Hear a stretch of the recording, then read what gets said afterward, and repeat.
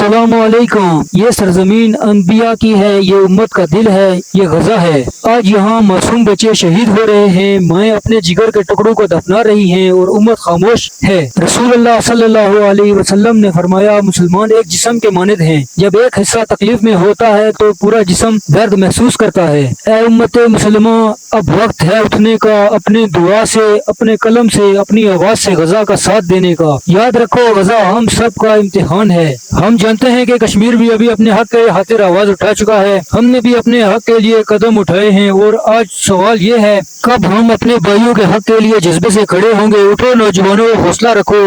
एक बुजुर्ग गजा पहुंच चुका था जिसको गिरफ्तार कर लिया गया। एक बुजुर्ग ने इतनी हिम्मत दिखाई, तो नौजवानों उठो, तुम भी हिम्मत दिखाओ, साथ मिलकर चलो। हम सब गजा हैं, दुआ, इत्तेहाद और कुर्बानी के साथ।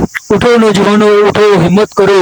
ये गजा तुम्हारी कुर्बानी है, ये गजा तुम्हारा इम्तिहान है।